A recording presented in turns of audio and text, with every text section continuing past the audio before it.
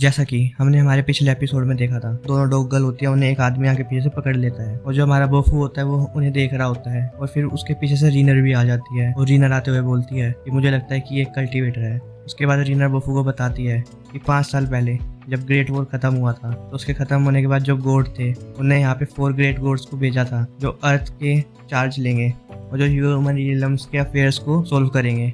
तो जो हमारा किंग था उसने यहाँ पे हेवनली गॉड की बात मानी और यहाँ पे हर जगह टेंपल बनवा दिए और जो कल्टीवेटर्स थे वो यहाँ पे सर्व करते थे गॉड्स को उन टेंपल के थ्रू। और मुझे लगता है कि ये जो कल्टीवेटर है ये इन दोनों डॉग्स को इसीलिए कैप्चर कर रहा होगा क्योंकि ये इन्हें सैक्रिफाइस देना चाहता है गॉड्स को। तो जो हमारा बोफू होता है वो एक ईविल सा फेस बना के बोलता है कि मुझे पता है कि अंटिल लिन को भी इन्होंने ही मारा था, माना कि वो जो दोनों डॉग गर्ल्स हैं वो बहुत ज़्यादा अनोइंग है पर उनसे ज़्यादा मरना ये डिजर्व करता है, तो हमें इसको एक लेसन सिखाना चाहिए।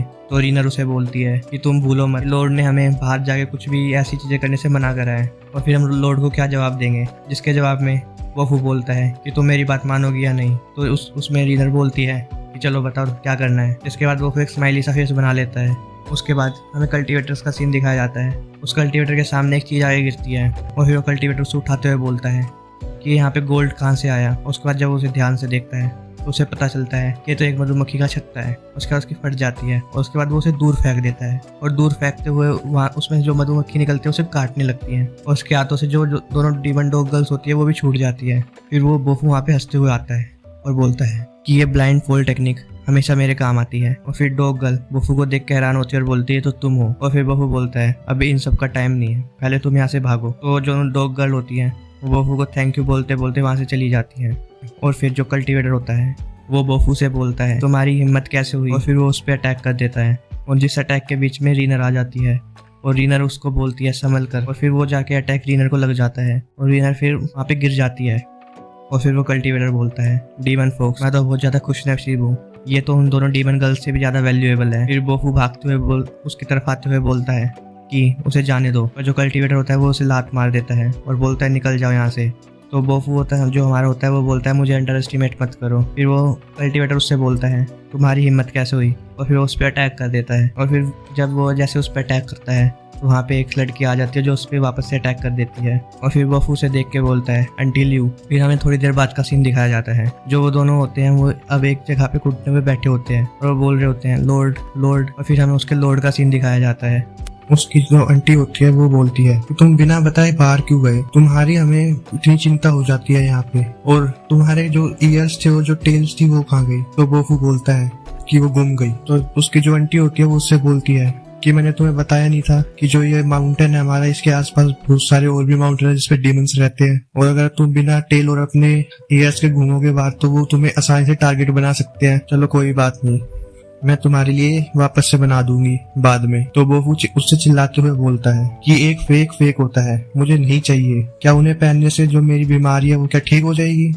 तो जो वहाँ पे लॉर्ड होता है वो उससे बोलते हैं कि तुम्हारी गुस्सा करने की हिम्मत कैसे हुई, कि तुमने एक गलती करी है और तुम उसके बाद भी गुस्सा कर रहे हो। अगर वहाँ पे अंटीली अगर टाइम पे नहीं पहुंची होती तो तुम्हारे साथ कुछ भी हो सकता था। तो जो वहाँ पे उसकी आंटी खड़ी होती है वो उससे बोलती है तुम जल्दी क्यों नहीं करते और अपनी मिस्टेक को लॉर्ड के सामने मान क्यों नहीं लेते। तो जो बोफू होता है वो चिल्लाते हुए कहता है कि मैंने कुछ भी गलत नहीं करा है। और फिर बोफू बोलता है कि वो सब मुझे बोलते हैं कि मैं फोक्स क्लैन से नहीं हूँ, मैं कभी बड़ा भी नहीं हो सकता और मेरे पास कोई भी डीमन की पावर भी नहीं है, और वो भी ये भी बोलते हैं कि मैं तो एक ह्यूमन का चाइल्ड हूँ, पर तुम सब बस मुझे ही चुप करते हो, तुम मुझे कुछ नहीं करने देते, तुम मुझे मैजिक भी नहीं सीखने देते हो, मुझे हर दिन वो बेकार सी वीगोन आर्ट सीखनी पड़ती है।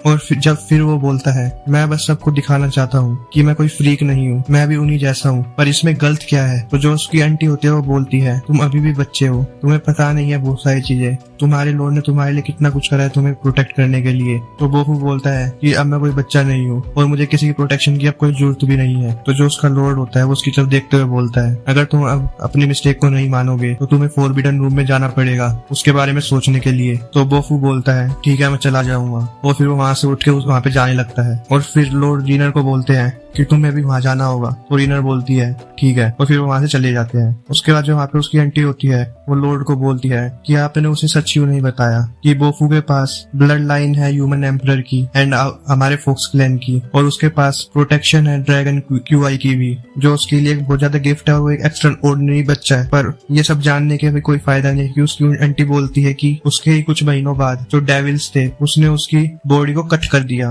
और उसकी जो इतनी भी एबिलिटीज थी उसको उसमें से फोर्सफुली निकाल लिया गया, और जो उसके वाइटल ऑर्गन्स थे वो भी बहुत ज्यादा इंजर्ड हो गए, और फिर वो बस एक सेमी रिमेंट ह्यूमन बॉडी बन के रह गई। मतलब उसके पास बस आधी उसकी पावर्स थी।